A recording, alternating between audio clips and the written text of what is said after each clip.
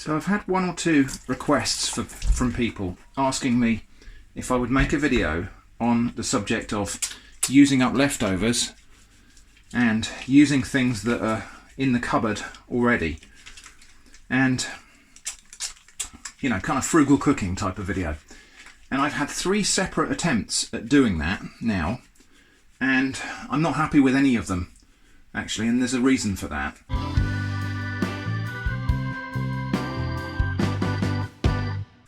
Well, there's a couple of reasons actually. One is that, for one thing, the contents of my cupboards are a little bit absurd. They're because of the weird stuff in a can thing, and because of the way that I shop, I tend to have a bunch of stuff in my cupboard that's really rather absurd and esoteric. And there wasn't really a way to do the video without it coming across as a little bit snobby and irrelevant as well. The other reason is also it just felt like, in this time when there are people with a shortage of food, it just came across as a bit preachy and a bit vulgar, really, to say, hey look, here's what you can do with your food. So I've abandoned that idea as a video. But what I thought we could do perhaps instead is we can turn the comment section on this video into a bit of a support community.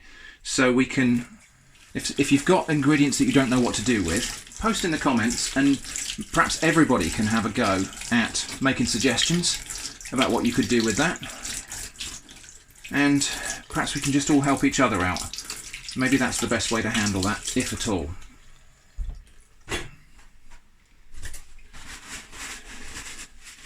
Now, we will be doing other types of content as far as we can. We are in lockdown at the moment, so we're only allowed out once a day per person. So, kind of difficult. And Eva's got a bit of cabin fever, really, to be honest. But we're going to carry on making content as far as we can. It might just be a little bit different from the usual stuff. This is probably not a bad time, however, for us to think about some projects we can start now. Maybe some projects that concentrate on minimising waste. So I've got these potatoes that sprouted in my vegetable drawer. They're no use for eating now, because once they sprout like this, they do start to become a little bit toxic. However, we don't need to waste these potatoes. I'm going to leave them in this box to sprout a little bit further. And I've got a little patch of garden outside where we can plant these and use them as seed potatoes and grow some potatoes this year. Now, we're not going to be by any means self-sufficient for potatoes this year, so this is not about growing our own food. This is actually just about doing something interesting with what would otherwise have been waste.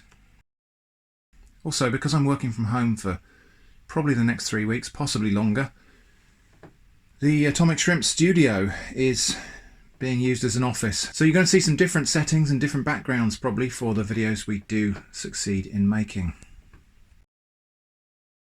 So something we perhaps can do, I've got this piece of windowsill here that's free in the studio, and it doesn't get any sunlight at all. It's a north-facing window. And I've got this nice big jar that we saved from Dino's Hot Dogs when we did the hot dog comparison video. Now, I've been binge watching a channel called Life in Jars. Well, actually it's called Life in Jars. Now, I thoroughly recommend you visit that channel if you're into nature, or actually if you just like quirky videos. The guy on that channel sets up closed ecospheres, which is just a sealed container of water that's been collected from some natural source. And inside that sealed ecosphere, life that was lying dormant in the soil or in the water develops and creates a little ecosystem. I'm going to have a go at that on this windowsill in this jar. So during my state-approved 1 exercise outing per day today, I'm going to visit a local pond and scoop up a jar full of pond water. So this is the pond. It's very weedy and overgrown. In fact, there's grass growing up in the middle of it. I will try not to get too much of that grass, but there is duckweed on top, which is good, because for an ecosphere we do need some plant material in there somehow. Anyway, we're going to scoop up a jar of this pond and take it home.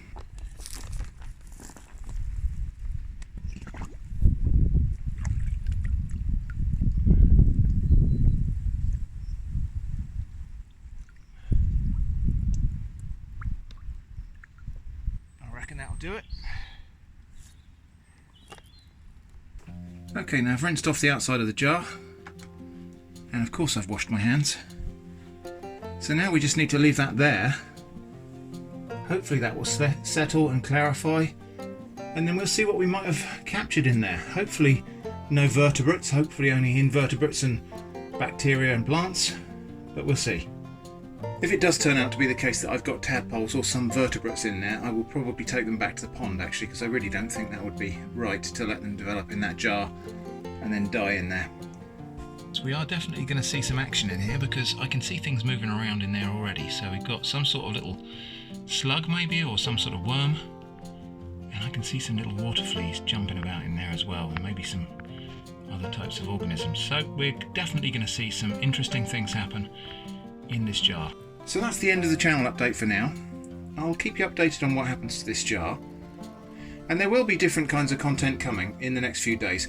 I've got a scam baiting upload due any day now, and there'll be some other types of content, maybe things we haven't seen before. So for now, thanks for watching, and I hope to see you again soon.